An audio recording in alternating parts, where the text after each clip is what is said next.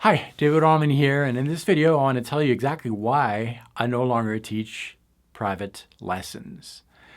This comes as a surprise to a lot of people when I tell them that I don't teach anymore. Well, I do teach, but not one-on-one, and they wonder, how can you make it? How can you survive in this world if you don't teach as a musician? And they're even more surprised when I tell them I don't gig either. I don't gig, I don't teach. I work a little bit and I can pay the bills and more. What's going on here? Well, let me share with you what's going on and what has been going on and how I got here. Okay, I love teaching, first of all. I love doing it. And that's the first thing that I did when I decided that I wanted to be a working musician. I always went with the teaching route as opposed to the gigging route. I enjoy gigging, not as much as teaching. And so anyways, that's what I did. I thought it was the easiest way for a musician to make a living, teach. And I still today feel that it is, for me at least. It's worked really well. I started teaching the very conventional way. I taught just local people. That was back when I lived in France. So moved here 12 years ago, was born and raised in France. I'm French, half American. But anyways, that's beside the point. I started teaching when I was around, I want to say maybe 16, 17. I started playing guitar when I was 15, started teaching at 17. Now, obviously those lessons were not the same kind of lessons that I have now. I would teach on my level, and I would always teach less experienced players than I was. And I charged a fee. I can't remember what it was. It was in francs at the time. It was not even euros. But anyways, I charged a small fee, and I taught an hour-long lesson and got my money, and that was it. And then realized that I needed more money because I wanted to buy whatever I wanted to buy. I don't know. So I had to teach more lessons, and I quickly realized that, man, I can only do so much. First of all, I've got to find the students. Then I've got to find the time. And then I've got to find the energy. And it was early on, I realized that it was going to be difficult if I wanted to reach a certain level of financial comfort. But I didn't do anything about it. I just realized that there was a problem early on. And today I'm just a few months short of 40, being 40, and I completely stopped teaching individual lessons because of that problem that I realized very early on, that my income was only tied to the number of hours per day that I could teach and the number of students that I could find. So I started taking action a long time after that. I still taught, regularly, and I moved countries, moved homes, and I always had to rebuild the students and so forth. And then the internet came, and so that simplified in a way some things because now I was not tied to a location. I could teach on Skype, but Skype has its issues. There's latency problems. There's also, I don't know, maybe it's just me, but I always feel a little uncomfortable hitting that play button or that start call button when I don't know the student. I don't know anything. I don't know what the person's going to look like. I don't know anything.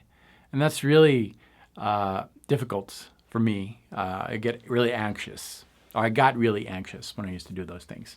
Once I meet the student, after a few minutes, it's fine. But it's just like the phone. If you know me, you know how much I hate the phone. I don't know, it's a weird thing. I don't like phones. I don't like Skype. I get very anxious. I prefer one-on-one type of interactions. But anyways, I did it, and I was still tied to that problem. I've got to schedule in the time. It was all linked to time.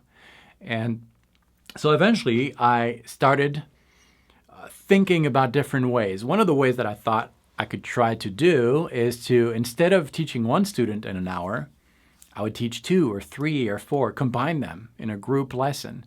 Well, obviously that's kind of difficult because, well, first of all, you need to find a lot of students and students at the same level and students who are willing to do that. You've got to convince them that it's a good idea for them. I think it is if the teacher is able to manage that. But that also has obstacles. You've got to find the room to do it. But the idea is you charge, if you charge a student $100 for an hour, I'm just saying it because it's a round number. And I think it's a fair price too. Some people may charge way less. I wouldn't do that. I would aim for about 100. You're worth it. You are. If you can teach something to someone. Anyways, that's a whole nother topic there. But I started doing that, and I was able to do that several times, but not very often. But when I did, it was good, because now in an hour, instead of making $100, maybe I would charge students, even let's say 50, and I get 3 students, they pay $50 for an hour. Well, for me, that's $150.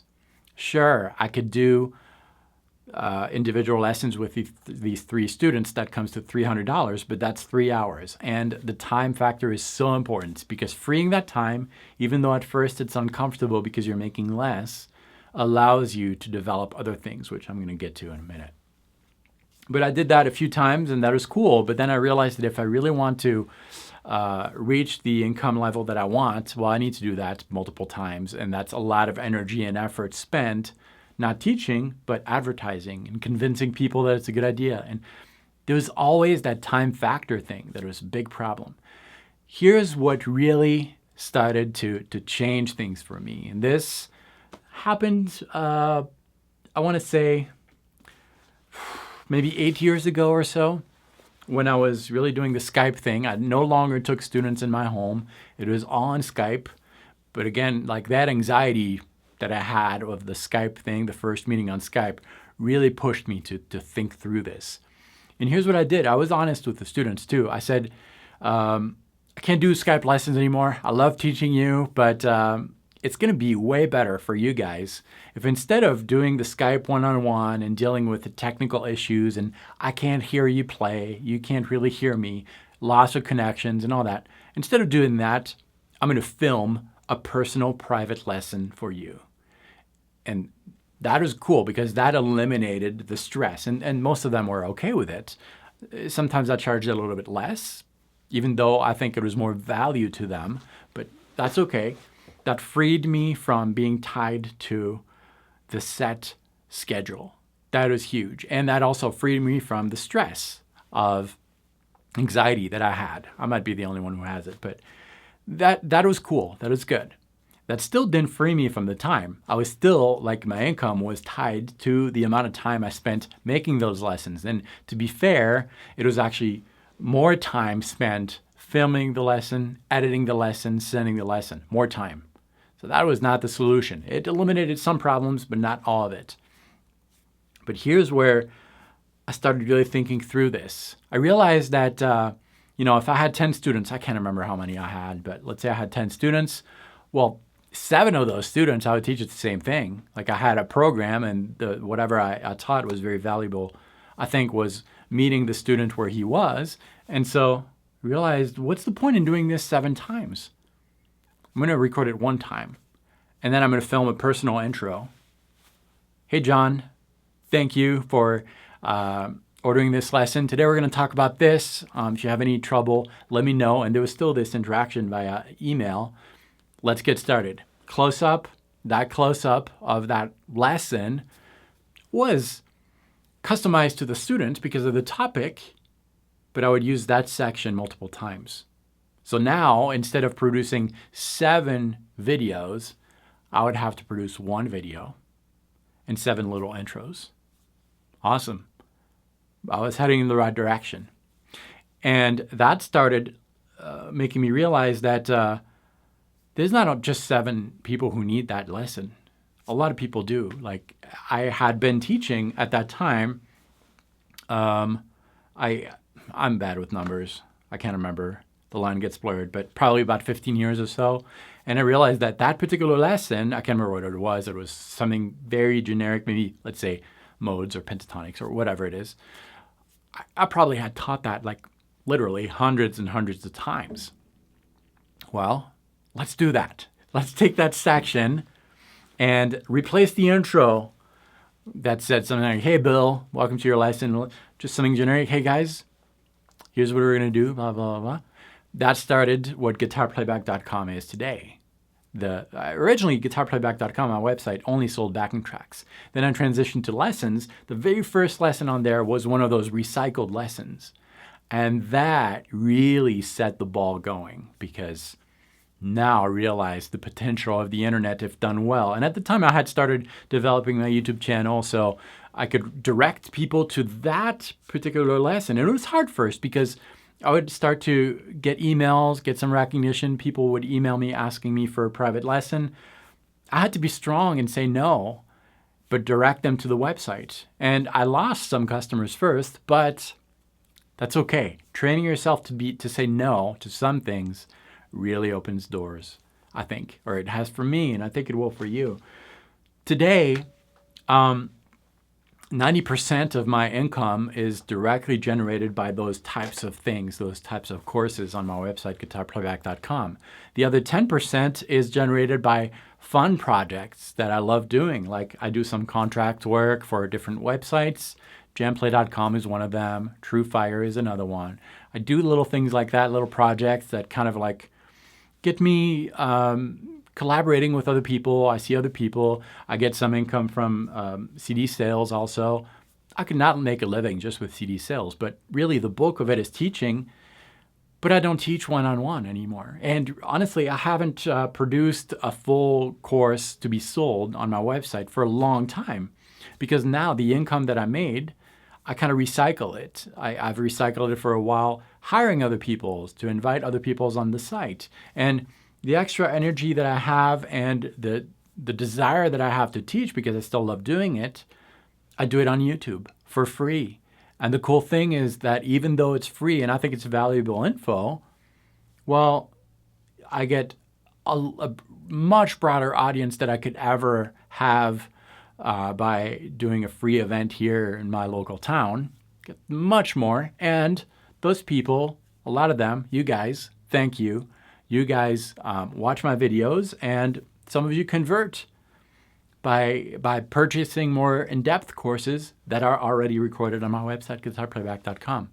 But that's kind of my story. That's why I don't teach one-on-one anymore. I'm no longer tied to a schedule. I'm not even tied to a physical place. Well, kind of, to do the videos if I want to, but I'm free to watch my kids grow up. I'm free to take time to do these things. I worked really hard on this, but I think you can too. Like, I'm not the exception. And this is not tied to your location. That's the cool thing. Because I have done similar videos in the past, and people have told me, well, that's awesome, but I don't live in America. I can't do this. Yes, you can. Because, well, you probably can if you have access to the internet. You can. You can. Now, me moving to America, I did it to follow a musical career. I didn't know it was going to look like this. I thought it was going to look like I'm going to join actually the Neil Morse band. That's what I wanted. And that was years before I got the audition. So when I got the audition with Neil, I thought, this is it. My dreams are coming true. Well, I didn't get the gig, but that's okay. Today, my career is very different than what I thought it was, but I'm really happy career-wise, family-wise. It's great. And we'll see where the roads go. But after working so hard on setting up those things, like kind of automated business, freeing up my time, now I have time and some income to do some of the things that I really love that don't bring income.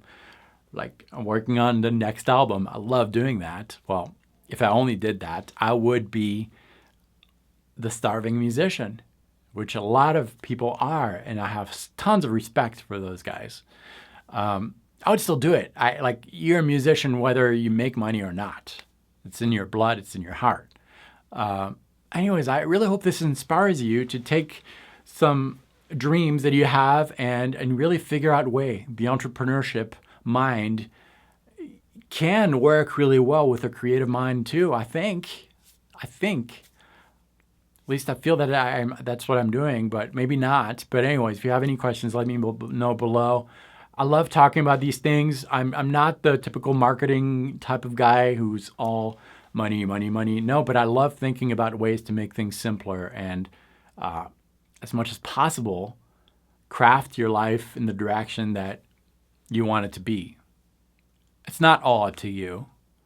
It's about the people you meet. It's about the higher force that you believe in. All those things, but I think there are some things that you can do to take action to bring you to where you want to be. And time is of value.